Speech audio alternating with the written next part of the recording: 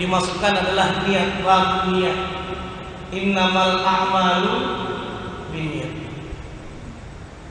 Semuanya semua niat. Sampai-sampai ada anak pemuda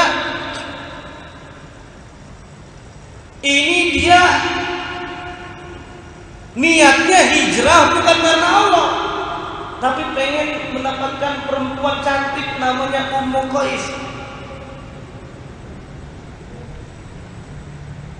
Alasannya apa? Tadi niatnya gak benar.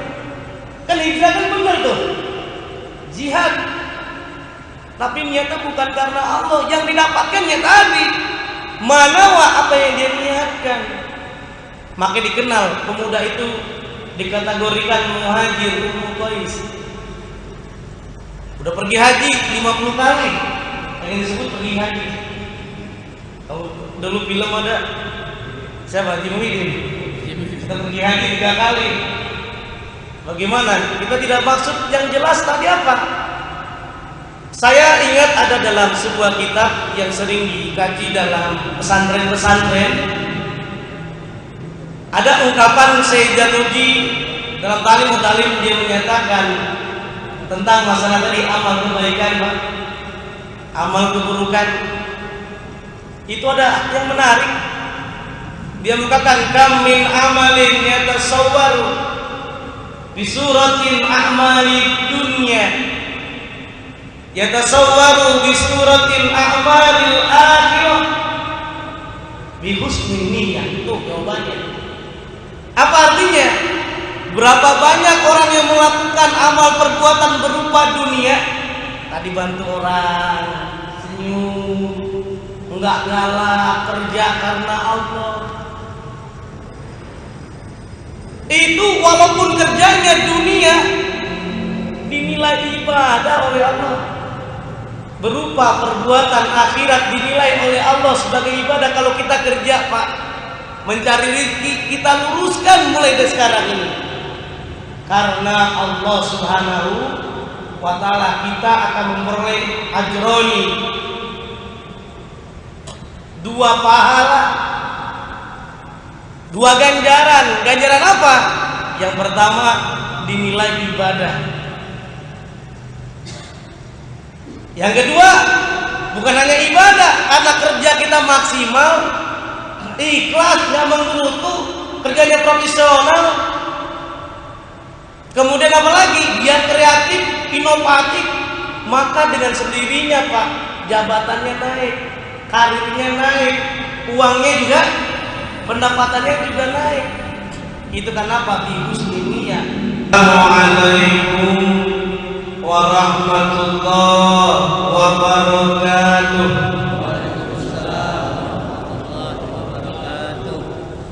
Alhamdulillah. Alhamdulillahilladzi amarna bi islahi ma'isatina li lailis sa'adah wa ridha. Allahumma faqihna fid-din. Amin. Allahumma faqihna fid-din. Allahumma faqihna fid-din. وعلمنا التأويل والحمد لله رب العالمين. أما بعد فقد قال الله تعالى في كتابه العزيز وهو أصدق القائلين بسم الله الرحمن الرحيم إن ahsantum li anfusikum wa in asa'tum fala al-ayah. Wa qala an-nabiy sallallahu alaihi wasallam min husni islamil mar'i tarkuhu ma la ya'nihi. Rawahu at-Tirmidzi. Shadaqallah wa shadaqa rasulun nabiyul habibul karim wa walhamdulillahi rabbil alamin. Hadirin hadirat jamaah salat maghrib Masjid Jami As-Sirat yang semoga kita dimuliakan oleh Allah Subhanahu wa taala. Yang sama-sama kita muliakan Ketua DKM Masjid Jami As-Sirat, dan yang sama-sama kita muliakan yang menghubungi saya, yaitu guru saya Ustaz Habib Malik. Para asatidz, mohon maaf yang tidak bisa disebutkan satu persatu, para hujjah, para alim ulama, namun tidak mengurangi rasa hormat dan takzim saya pada beliau dan semuanya.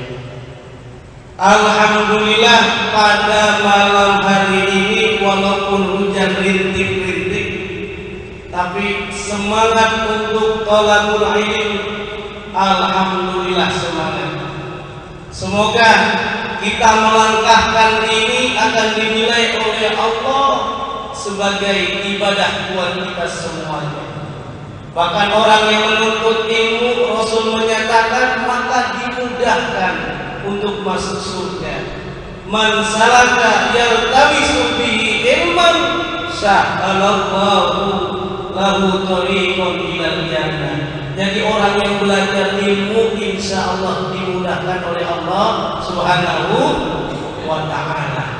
Kadang-kadang bingung kita ngaji 1 jam, ibu-ibu ikut juga ngaji 1 jam, ngomongin tetangga 5 jam. Ada yang begitu? Masya Allah, berarti mengurangi nilai pahala, habiskan pahalanya. Oleh karenanya tema pada malam ini yang akan kita kaji yaitu amal kebaikan. Apa itu amal kebaikan? Semua orang sudah tahu apa itu amal kebaikan. Bahkan Allah telah tegaskan di dalam surah Al-Asr, orang yang melakukan amal kebaikan mereka termasuk bukan orang-orang yang merugi, tapi sebaliknya orang yang apa? Orang yang sukses, orang yang berhasil, orang yang memperoleh kemenangan. Wal asri innal insana lafi khusr illa alladziina amanu, orang yang beriman, wa amilus shalihat, dan melakukan amal kebaikan. Pertanyaannya untuk kita semuanya, bagaimana kita bisa mengetahui bahwa kita sedang melakukan amal kebaikan? Ternyata Rasulullah memberikan ciri-ciri. Apakah kita termasuk orang yang melakukan amal kebaikan, atau justru sebaliknya melakukan amal keburukan? Rasul menjelaskan ciri-ciri orang yang melakukan amal kebaikan. Kalau kita melakukannya, Pak, hati kita mudah untuk tenang. Berarti kita melakukan amal kebaikan. Hati kita tentram. Hati kita tidak was-was.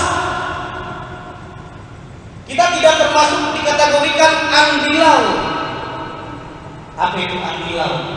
Antara kiriman dan galau. Tapi tenang, dia tentram hatinya. Bahkan saat dia melakukan amal perbuatan tersebut, walaupun diketahui oleh orang lain, dia tidak takut. Inilah ciri-ciri dari amal kebaikan. Membantu orang, mengerjakan sholat, senyum, termasuk amal kebaikan. Jujur, disiplin, baik, tidak sombong dan seterusnya, itu ciri-ciri dari amal kebaikan. Berbeda dengan amal keburukan. Apa itu amal keburukan? Ciri-cirinya berbeda, tapi sebaliknya dengan amal kebaikan. Ciri-ciri amal keburukan, kita mengerjakannya itu was-was. Saat kita mengerjakan, takut ketahuan oleh orang lain. Umpama saat kita bekerja, tiba-tiba ada harta orang lain kita ambil, takut ketahuan mereka. Itu berarti ada ciri-ciri hati kita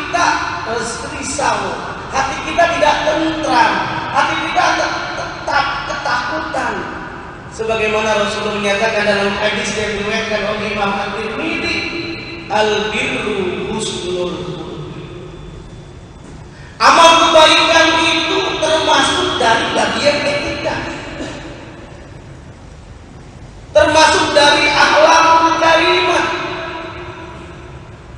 Bahkan orang yang melakukan amal kebaikan mudah hatinya tenang. Makanya ada penelitian dari Profesor Anita Kelly, orang dari Amerika, yang meneliti apa benar orang yang gajiannya besar, memiliki harta yang banyak, memiliki tahta baik dalam politik, dalam jabatan, dia sebagai pengusaha dan lain sebagainya, dia memiliki segalanya, menjamin hatinya menjadi tenang, menjamin hatinya menjadi tentram, memperoleh kategori happiness. Happiness itu tenang pak, tentram. Ternyata apa kesimpulannya? Dia melakukan survei terhadap 300 orang. Kalau ini ada ini, Pak Ustaz, 300 orang. Alhamdulillah 300 orang, kurang tapi kan. Ya, alhamdulillah ada juga 300. Jadi 300 orang itu diwawancarai, ada yang jabatannya direktur dan seterusnya, gajinya luar biasa. Ini saya lihat di jamaah Masjid As-Sirot, tambang-tambangnya ini Ustaz, insyaallah mudah-mudahan gajiannya minimal 10 juta. Ya, amin. Ya Rabbal, ini tambangnya semuanya jadi 10 juta. Atau juga jangan-jangan bukan 10 juta, di atas 10 juta, 16 koma. Tahu 16 koma Pak? Tanggal 16 udah koma. Tapi belum masuk 16 juta ke atas. Nah, rupanya apa yang disimpulkan oleh Profesor Anita Kelly? Dia menyatakan ternyata jawabannya responden itu dia bilang tidak. Walaupun dia memiliki harta, dia memiliki jabatan, memiliki perusahaan banyak, itu tidak membuat hatinya tenang. Hatinya tenang. Justru banyak yang mereka bunuh diri. Kita bisa lihat dalam Google itu banyak mereka yang berusaha sukses bunuh diri. Apa sebabnya? Karena tidak memperoleh ketenangan. Nah, apa kesimpulan dari Profesor Anita Kelly? Orang yang melakukan proses dia senang happiness, bukan mereka memiliki harta yang banyak, tetapi mereka melakukan amal kebaikan. Di antaranya apa? Dengan melakukan amal kebaikan, membagi sebagian hartanya kepada orang yang membutuhkan. Ingatlah, bukankah Allah telah tegaskan dalam surah Al-Ma'arij ayat 19, wa fi amwalihim haqqun lis-sa'ili wal mahrum. Dalam harta kita Pak, ternyata ada hak orang lain yang wajib kita tunaikan kalau kita bisa bayar zakat. Kalau tidak cukup nisab, sangat dianjurkan oleh Allah menunaikan infak, sedekah, wakaf. Bahkan kalau kita sedang mengalami masalah, solusinya adalah dengan infak, sedekah, wakaf. Allah telah tegaskan, wa man qudira alaihi rizqu falyunfiq mimma ataahu Allah sayaj'alallahu ba'da usri yusra. Jadi kalau kita ingin sukses, ternyata berbagi. Gak usah jauh-jauh Pak. Biasanya bapak-bapak, ibu-ibu kalau ada pengemis datang ke rumah ngasih berapa duit biasanya? 1.000, 2.000. Coba sekali-kali kita kasih Pak biar ada gedean dikit. Kasih 100.000 atau 50.000 Pak. Kira-kira kalau kita kasih 1.000 sama 100.000, kira-kira senyumnya beda nggak kira-kira kondisi? Senyumnya beda. Doanya pada yang mana kira-kira?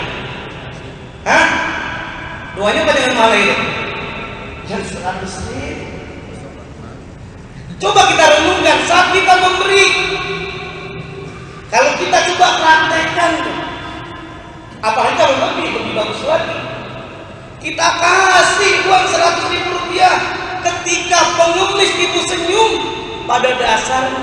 yang senyum terlebih dahulu siapa Pak?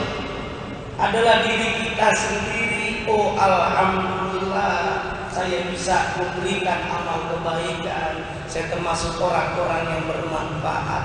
Khairun nas antahum linnas, sebaik-baik manusia adalah manusia yang bermanfaat bagi manusia yang lainnya. Walaupun uangnya nggak gede, 100.000, tapi bagi pengemis itu 100.000 luar biasa sekali.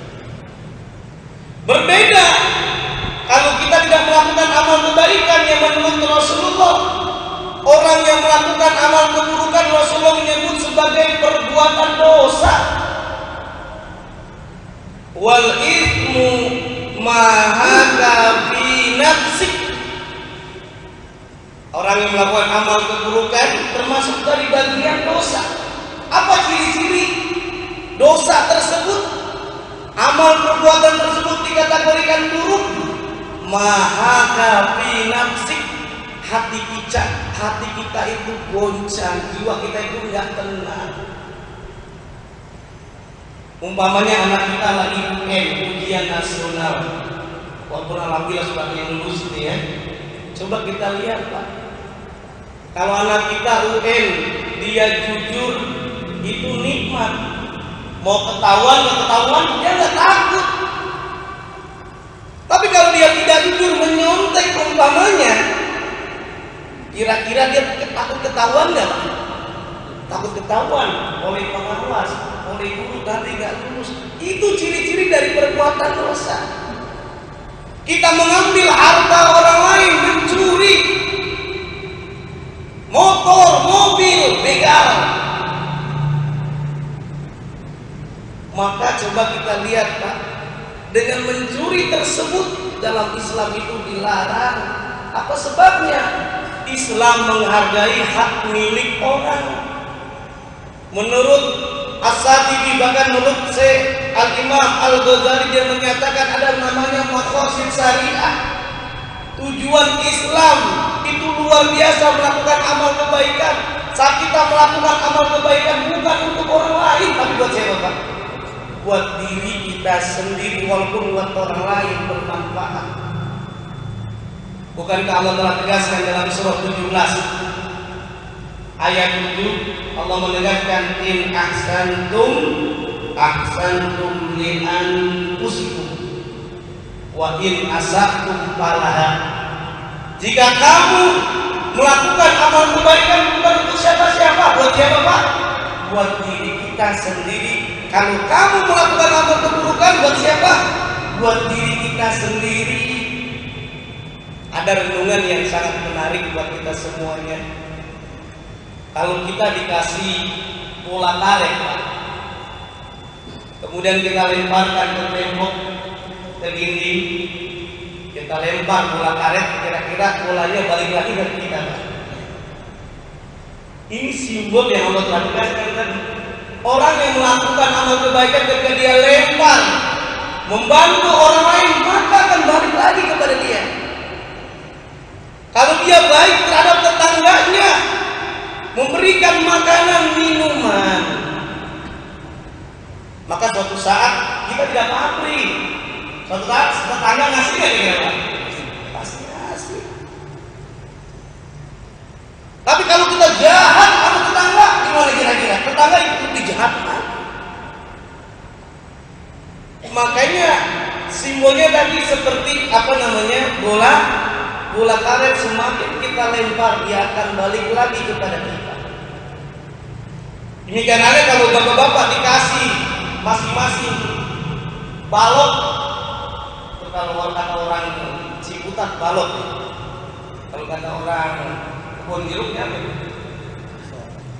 Kasong. Kayu, dikasih kayu, kemudian kita ada di danau Pak. Air danaunya kita pukul Pak. Kira-kira kita mukul air danau kena muka kita juga? Kalau kita menanam amal kebaikan, kita juga yang akan menuainya. Bahkan kita bisa melihat juga Pak, bapak-bapak, ibu-ibu pernah melihat nggak alat dari negara Australia? namanya bumerang. Pernah lihat Pak bumerang? Bumerang tuh hurufnya L seperti ini. Kalau ingin lihat kali nanti coba cek di YouTube. Itu bisa dilihat tuh. Bumerang itu alat dari orang-orang Australia. Bumerang ketika dilempar sampai 40 meter bahkan lebih, itu bumerang muter balik lagi kepada orang yang melempar. Demikian juga orang yang melakukan amal kebaikan bukan untuk siapa-siapa tapi buat siapa? Buat diri kita sendiri. Kalau bapak baik sama istri bapak-bapak, insya Allah istri bapak juga sayang kepada bapak. Kalau bapak menghormati pendapat anaknya, kalau bapak-bapak sayang terhadap anaknya, insya Allah anaknya juga sayang kepada bapak-bapak. Kita bisa belajar dari Nabi Ibrahim alaihissalam. Pelajarannya apa Nabi Ibrahim alaihissalam? Nabi Ibrahim tidak mentang-mentang sebagai orang tua langsung mengeksekusi wahyu yang dia dapatkannya, perintah untuk apa? Menyembelih anaknya. Tapi diskusi dulu. Ya bunaya. Jadi ada ucapan pantur mana kalau wahai anakku bagaimana pendapatmu? Demikian halnya nanti anak-anak kita mau kuliah, mau nikah, semestinya kita harus menghargai pendapat. Boleh kita berpendapat, tapi jangan kita memvonis ini baik atau tidak. Harapannya apa? Kata yang diungkapkan oleh Stephen Covey, orang yang ingin sukses, dia senantiasa langkah yang kelima apa itu? First to understand, then to be understood. Apa tuh artinya Pak? Hah? Kalau nggak tahu lihat di bawah ini Pak, terjemahannya ada ya. First to understand, yang pertama kali kita harus mengerti dulu sebelum dipahami oleh orang lain. Kalau kita sebagai atasan ingin disayangi, dimengerti oleh bawahannya, kita dulu yang tahu apa keinginan dari rakyatnya, karyawannya, bawahannya. Insya Allah kita akan dipahami. Karena kenapa Rasulullah telah menegaskan dalam sabdanya yang diriwayatkan oleh Imam Bukhari dan Muslim, ciri-ciri orang yang melakukan amal kebaikan, dia mudah untuk jujur, dia mudah untuk melakukan amal kebenaran, dia mudah untuk melakukan amal kebaikan, bahkan mudah masuk kepada surga. Bahkan kalau sudah terbiasa hidupnya dihiasi dengan perbuatan amal kebaikan, jujur, maka dikenal sebagai orang yang jujur. Inna sidqa yahdi ilal birri, orang yang benar, orang yang jujur, benar itu asyik. Tapi banyak dalam hadis-hadis, dalam Al-Quran juga dinyatakan asyik itu bisa bermakna adalah jujur. Sebagaimana juga yang ditegaskan oleh Sesori Al-Munajjid dalam kitabnya Silsilatul fi A'malil Qulub, dia menegaskan makna amal kebaikan berupa jujur itu ada 5 bagiannya. Yang pertama, apa itu amal kebaikan yang berupa kejujuran? Yang pertama, asyidqu bil qalbi. Asyidqu bil qalbi. Yang kedua, asyidqu bil lisan. Yang ketiga, asyidqu bil jawari au bil af'al. Yang keempat, asyidqu bil wa'di wal amanah. Baru yang kelima, asyidqu bil hali. Apa itu makna asyidqu bil qalbi? Orang yang jujur, orang yang melakukan amal kebaikan, maka hatinya itu insya Allah akan bersih. Saat dia mendapatkan rezeki, yakin itu dari Allah Subhanahu wa taala. Kita cuma berupaya. Betapa hebatnya orang yang jujur, orang yang beriman kepada Allah. Meskipun dia dibakar api, tidak mempan. Kita bisa melihat bagaimana kisah Nabi Ibrahim alaihi salam, karena di dalam hatinya itu masih ada akidah keimanan kepada Allah Subhanahu wa taala. Meskipun dia dibakar oleh Raja Namrud. Kebakar kan Nabi Ibrahim? Nabi Ibrahim tidak dibakar karena Allah perintahkan, ya narukuni bardahu wa salaman ala Ibrahim, diperintahkan ke api oleh Allah Subhanahu wa taala karena dalam hatinya Nabi Ibrahim walaupun dia dibakar tapi masih ada keimanan dalam hatinya, yakin semuanya, beriman kepada Allah, maka Allah selamatkan.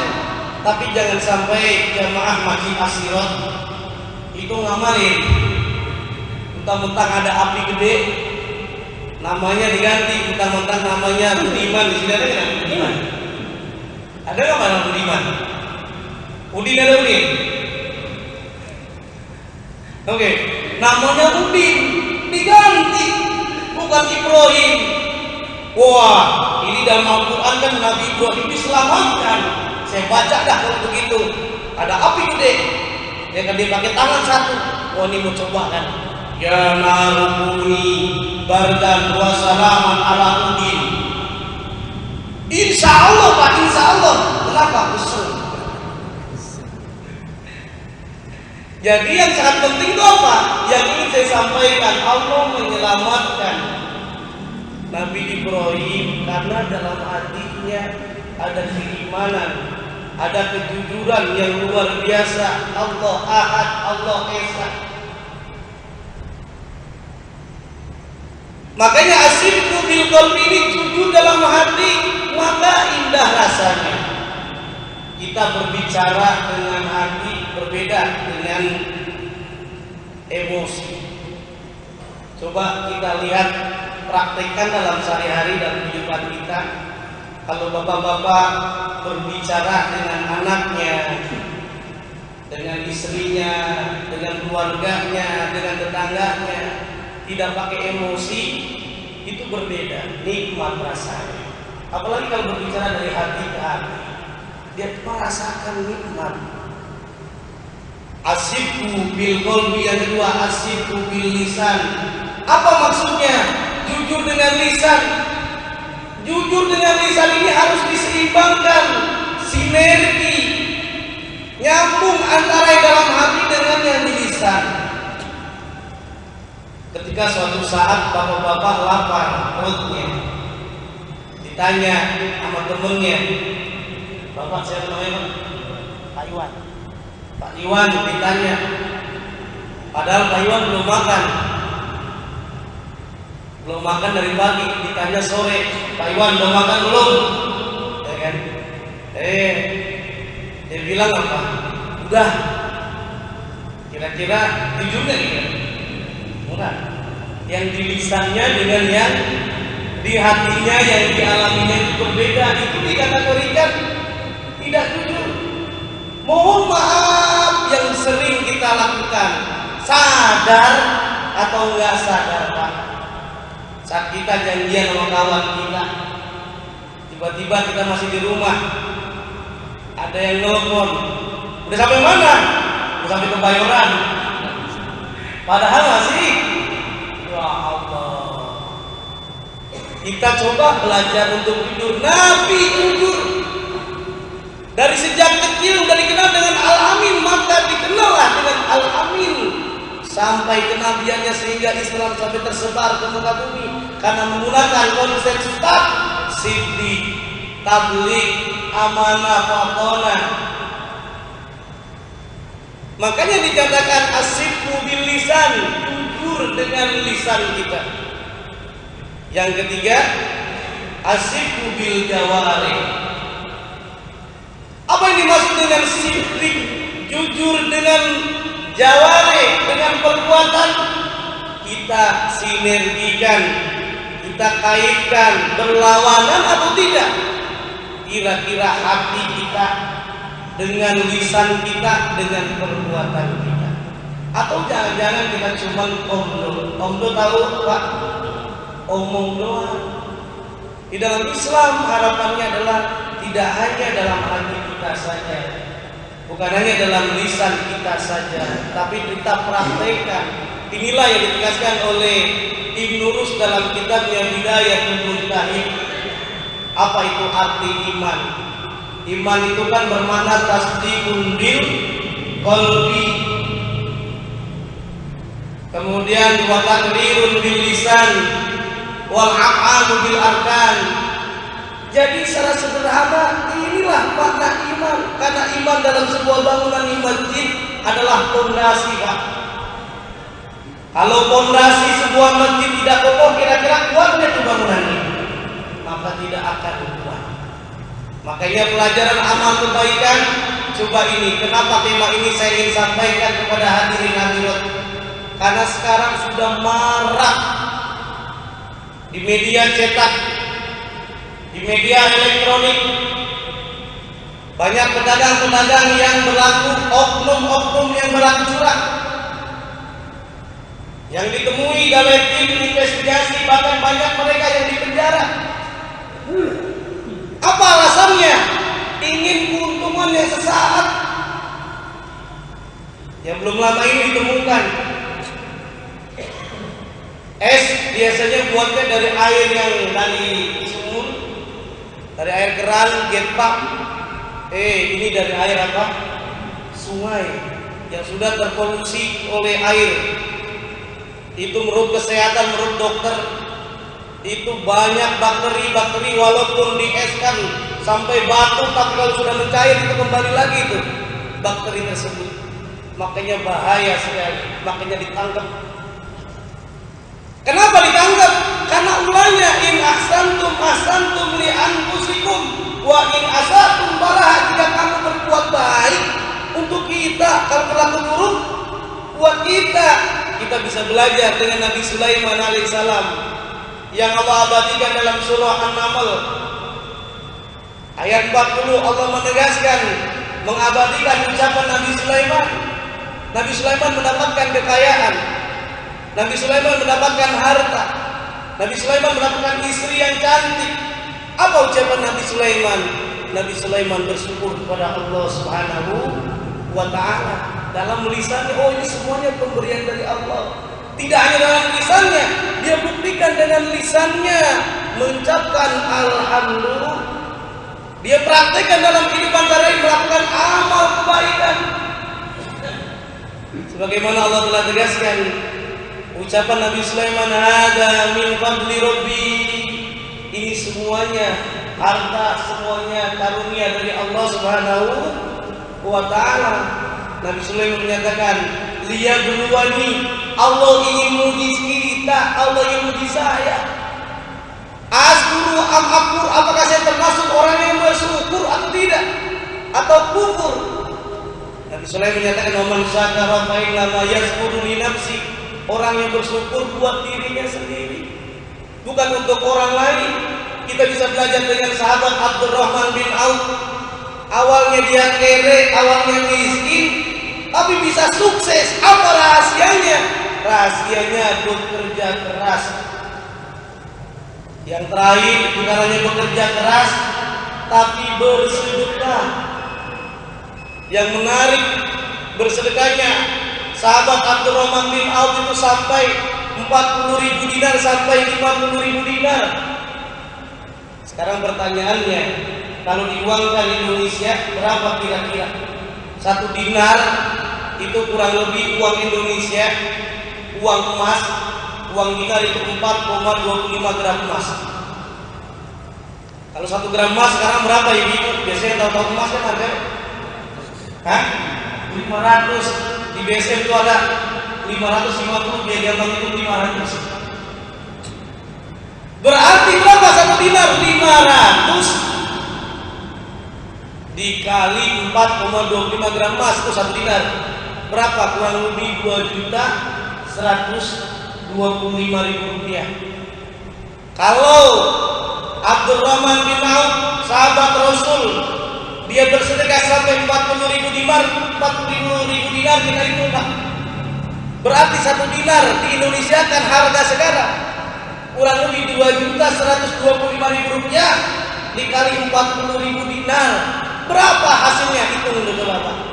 Kurang lebih 85 miliar. Sahabat Abdurrahman bin Auf melakukan amal kebaikan dalam bersedekah. Masya Allah. Kalau dibeliin es cendol ditaruh di masjid, kira-kira gimana kira-kira? Banjir ya itu. Masya Allah.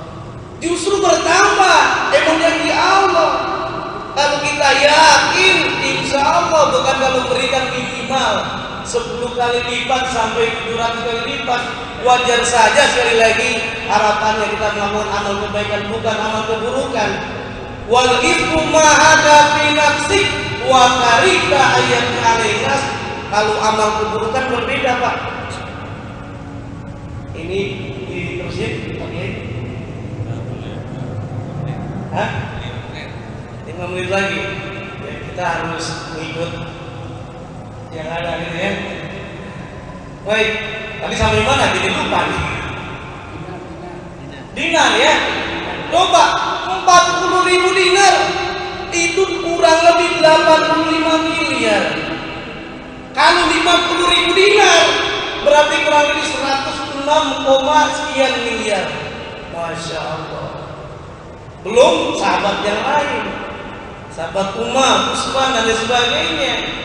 Makanya ada catatan, orang yang melakukan amal kebaikan dia menjadi sehat. Allah berikan amal kebaikannya itu dilipat gandakan bonusnya minimal 10 kali lipat. Apa dalilnya? Bisa nanti Bapak cek dalam surah Al-An'am ayat 160 yang Allah telah tegaskan, man jaa bil hasanati falahu asru amsalihah. Orang yang melakukan amal kebaikan pada dasarnya diganjarkan oleh Allah minimal berapa kali lipat Pak? 10 kali lipat. Itu dalam surah Al-An'am. Cek di dalam surah Al-Baqarah ayat 216 Allah telah tegaskan dijamin diganjarkan oleh Allah sampai 700 kali lipat. Masalul ladzina yunfiquna amwalahum fisabilillah kamasali habba ambatat sab'a sanabil fi kulli sumbula mi'atu habbah wallahu yudaifu liman yasha. Itu sampai 700 kali lipat. 700 kali lipat. Nggak usah jauh-jauh lah Pak. Ini kita contohkan dalam kehidupan sehari-hari. Pak Iwan tadi katanya sedekah 2.000 rupiah. Ada pengemis tadi kan ada 2.000 rupiah. Kita kasih uang 2.000 rupiah. Karena kebetulan istrinya nggak masak, makannya di warung Padang. Pas dia makan, harganya menjadi 20.000 rupiah. Rencana mau bayar, ketemu kawan lama yang baik hati. Dia mau bayar, nggak boleh dipaksa. Dibayar, dikatakan ya seperti itu. Ini janji Allah. Innallaha la yukhliful mi'ad. Allah nggak ingkar janji. Ini kembali kepada pedagang Pak. Pedagang yang curang, dia untuk dia. Kalau pedagang yang baik, juga buat dia juga. Kalau kita coba lihat, kalau pedagang yang baik, dia melakukan pelayanan prima seperti yang dicontohkan oleh Rasulullah. Kenapa Rasulullah jualannya untung terus? Bisa dicek dalam bukunya Pak Safi Antonio. Nabi Muhammad itu super leader, super manager. Apa rahasianya? Karena tadi dengan akhlak, dengan etika, melakukan pelayanan prima. Sebelum ditemukan teori customer satisfaction, Rasulullah membuat pelayanan prima sehingga menjadi sukses, menjadi orang yang terkenal. Pedagang juga sama. Kalau dia melakukan pelayanan prima, dia melakukan 3S. Apa Pak 3S? Senyum, salam, sapa, bahkan tambah 2S lagi, sopan santun, insya Allah. Apalagi dia menggunakan 3M. Apa itu 3M? Mutu, murah, mengesankan. Harganya dijaga, kualitasnya dijaga. Karena banyak sekarang pedagang yang curang. Coba kita cek Pak, timbangan coba yang benar itu jarang. 1 kilo jadi 8 on. Kadang-kadang timbangannya itu angkanya dihilangin tuh. Ditulis dah angkanya 1, 2, padahal 7 on. Kadangnya begitu. Na'udzubillah, itu dijelaskan oleh Allah. Hakikatnya memang bertambah, tapi itu nanti akan dimintai pertanggungjawaban oleh Allah. Bukankah banyak yang ditangkap polisi dan seterusnya? Itu siksaan di dunia, apalagi nanti di akhirat. Kita akan dimintai pertanggungjawaban oleh Allah. Yang biasa berbicara di dunia ini mulut-mulut kita, tapi nanti ditanya bukan yang menjawab mulut kita, tapi yang jawab apa?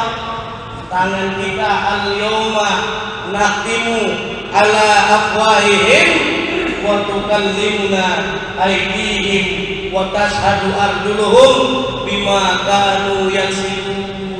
Kalau pedagangnya baik, dia punya pelanggan setia. Kalau pedagangnya tidak baik, tidak jujur. Kalau tadi Pak Iwan beli buku yang semestinya 1 kilo 10 on jadi 7 on. Saya kira belinya banyak lagi. Saya kira balik lagi Pak. Enggak akan mau. Akhirnya apa? Karena penjual tidak melakukan amal kebaikan, maka dia juga mendapatkan hasilnya. Dia tidak memiliki pembeli yang setia. Inilah ada hal yang menarik sekali lagi, bahwa asyirku tidak hanya bil jawari, tapi bil wahdi wal amanah. Salah satu amal kebaikan yaitu dengan jujur. Jujur apa? Yuk kita lihat koreksi janji kita. Janji kita kepada kawan-kawan, janji kita kepada anak kita, nanti akan dimintai pertanggungjawaban. Kalau kita sebagai pengusaha janjinya komputer Pentium 4, yang dikasih Pentium 3, kira-kira jujur atau tidak? Berarti kita termasuk bukan orang yang jujur. Asyirku bil amanah. Amanah itu sangat penting Pak. Kita jadi sebagai pengurus masjid, kita sebagai pengusaha dan seterusnya, itu adalah amanah, titipan. Kita bisa belajar dengan tukang parkir. Tukang parkir itu ada ilmunya Pak.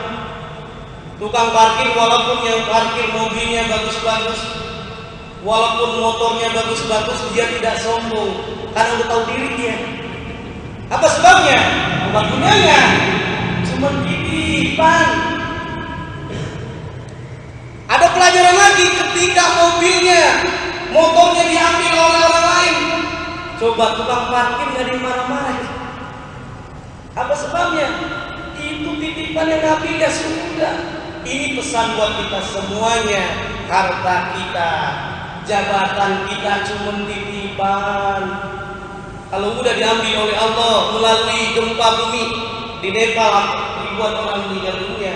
Inna lillahi wa inna ilaihi raji'un.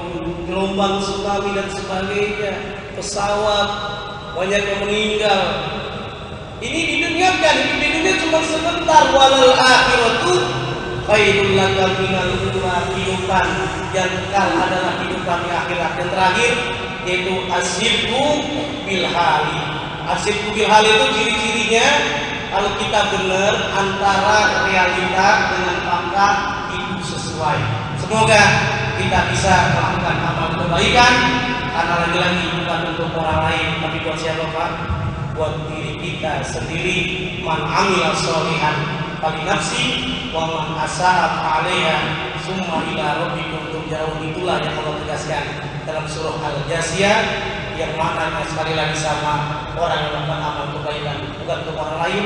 Kalau kita ingin anak kita rajin sholat, maka kita dulu yang sholat. Kalau kita ingin rajin sholat anak kita, maka kita dulu yang rajin sholat. Kalau kita pengen anak kita setiap hari kalau masuk rumah mengucapkan salam, kita dulu yang mengucapkan salam. Kalau kita berikan kasih sayang kepada anak kita dengan kasih sayang, maka insya Allah anak kita sayang kepada kita. Kalau kita marah-marahin, kita pukulin tuh anak kita, maka anak kita akan menjadi orang yang memukuli orang lain. Alhamdulillah min dzalik. Semoga ada manfaatnya bagi kita semuanya. Allahumma anfa'na ma'allamtana wa ahdina ilman ma yanfa'una. Walhamdulillahirabbil alamin. Mohon maaf atas segala kekurangan. Wassalamualaikum warahmatullahi wabarakatuh. warahmatullahi wabarakatuh. Baik, terima kasih. Ada yang bertanya dari materi malam hari ini, menguatkan kepada informasinya. Baik. Di dalam surat An-Nahl ayat 19, Nabi Sulaiman itu berdoa bahwa dia berbahagia bisa mendapatkan nikmat Allah untuk berbuat kebaikan. Namun disebutkan bahwa berbuat kebaikan yang diridhoi oleh Allah. Nah, secara logika, karena disebutkan bahwa berdoa melaksanakan amal kebaikan yang diridhoi oleh Allah. Nah, terpikir mungkin nggak ada amal soleh yang tidak diridhoi oleh Allah? Karena pernyataan di surat An-Nahl berbuat amal soleh yang diridhoi. Jadi Assalamualaikum warahmatullahi wabarakatuh. Waalaikumsalam warahmatullahi wabarakatuh. Dengan Pak siapa Pak? Pak Herman. Pak Herman. Baik Pak Herman, pertanyaannya menarik sekali ya. Ada atau tidak? Jadi amal kebaikan yang tidak diridhoi oleh Allah Subhanahu wa taala. Coba kita lihat dalam Al-Qur'an. Iya, itu dalam surat amal, maka dalam Al-Qur'an dinyatakan juga orang sholat tetapi sholatnya celaka. Itu jawabannya sederhana. Apa sebabnya? Karena dalam melakukan amal kebaikan dia riya. Simbolnya berarti tidak ikhlas karena Allah. Maka yang diluruskan adalah hati kita. Semua harta dari Allah. Kita melakukan pun bukan karena ingin dilihat, tapi karena Allah, lillah. Termasuk ibadah kurban pun harus karena Allah. Makanya Allah menyatakan la yanalu luhumha wala dima'u walakin yanaluhu taqwa minkum. Jadi karena ketakwaan itu. Jadi misalnya dengan fawailul lil musallin, ya, celakalah orang yang sholat. Jangan sampai itu aja. Ada terusannya alladzina hum an sholatihim sahun. Orang yang tadi yang entar-entaran sholatnya. Kemudian apa? Alladzina hum yuraun wa yamnaun. Jadi dia kalau perbuatan segala sesuatu kalau riya hancur sudah. Inilah dalam kitab Arba'in An-Nawawi, Al-Imam Nawawi mengungkapkan hadis yang pertama kali yang dimasukkan adalah niat, bab niat. Innamal a'malu binniyat. Semuanya semua niat. Sampai-sampai ada anak pemuda ini dia niatnya hijrah bukan karena Allah, tapi pengen mendapatkan perempuan cantik namanya Ummu Qais. Alasannya apa? Tadi niatnya nggak benar. Kan hijrah kan benar tuh, jihad. Tapi niatnya bukan karena Allah. Yang didapatkannya tadi manawa apa yang dia niatkan. Maka dikenal pemuda itu dikategorikan muhajir Ummu Qais. Udah pergi haji 50 kali. Yang disebut pergi haji. Kalau dulu film ada siapa? Haji Muhyiddin. Kita pergi haji 3 kali. Bagaimana? Kita tidak maksud yang jelas tadi apa? Saya ingat ada dalam sebuah kitab yang sering dikaji dalam pesantren-pesantren. Ada ungkapan Syekh Januji dalam Talim dia menyatakan tentang masalah tadi amal kebaikan, Pak. Amal keburukan. Itu ada yang menarik. Dia mengatakan kam min amalin yatasawwaru bi suratin a'malid dunya yatasawwaru bi suratil a'malil akhirah bi husnin niyyah. Itu jawabannya. Apa artinya? Berapa banyak orang yang melakukan amal perbuatan berupa dunia, tadi bantu orang, senyum, enggak galak, kerja karena Allah. Itu walaupun kerjanya dunia, dinilai ibadah oleh Allah, berupa perbuatan akhirat dinilai oleh Allah sebagai ibadah. Kalau kita kerja Pak, mencari rezeki, kita luruskan mulai dari sekarang ini, karena Allah Subhanahu wa ta'ala kita akan memperoleh ajroni, 2 pahala, 2 ganjaran. Ganjaran apa? Yang pertama dinilai ibadah. Yang kedua bukan hanya ibadah, karena kerja kita maksimal, ikhlas, gak menggerutu, kerjanya profesional. Kemudian apa lagi? Dia kreatif, inovatif, maka dengan sendirinya Pak, jabatannya naik, karirnya naik, uangnya juga, pendapatannya juga naik. Itu kenapa? Bi husni niyah, baik niat. Wa kam min amalin, berapa banyak yatasawwaru bi suratin amalil akhirah. Berapa banyak orang yang mengerjakan perbuatan akhirat, amal soleh gitu ya, entah itu zakat, infak, sedekah, bantu orang dan seterusnya. Itu amal-amal akhirat kita, sholat, ngaji, qiyamul lail dan seterusnya, biar supaya dibilang sebagai ahlu ibadah. Maka apa? Yatasawwaru bi suratin a'malid dunya. Maka berubah itu, bukan lagi perbuatan akhirat tapi perbuatan dunia yang didapatkan tadi, pamornya saja, ingin dilihat, ingin dialem, ingin dihargai. Apa sebabnya? Bisu'in niyah, karena buruk niatnya. Wa ma umiru illa liya'budullaha mukhlishina lahuddin. Itu kan Allah telah tegaskan, semuanya kita luruskan niat kita karena Allah Subhanahu wa ta'ala, kerja karena Allah, jadi tukang beca karena Allah, nikmat rasanya. Ini wallahu alam. Yang jelas tadi kata kuncinya, semuanya tergantung kita semuanya. Kalau kita karena niatnya karena Allah, ikhlas, maka insya Allah amal kebaikan itu yang diridhoi oleh Allah Subhanahu wa ta'ala. Boleh jadi ada juga amal perbuatan yang tidak diridhoi oleh Allah. Di antaranya apa? Karena kita durhaka sama orang tua. Walaupun kita baik sama orang, tapi durhaka sama orang tua, diridhoi oleh Allah tapi tidak diridhoi. Wallah, itu boleh jadi tidak ridho Allah fi ridhol walidain wa suhtullah fi suhtil walidain.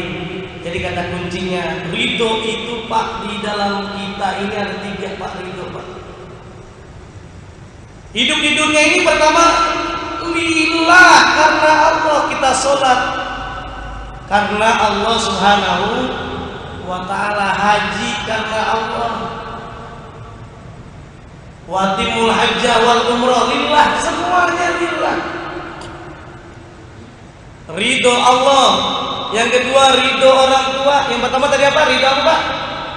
Ridho Allah. Yang kedua ridho orang tua. Yang terakhir ridho Allah.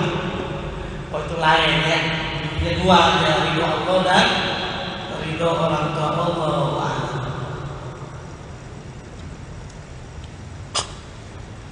Baiklah, terima kasih atas penjelasan dari guru kita. Dan demikianlah taklim kita pada malam hari ini. Mudah-mudahan apa yang telah dibagikan tadi oleh guru kita, yaitu Bapak Haji Muhammad Zaid, dapat bermanfaat untuk kita semuanya.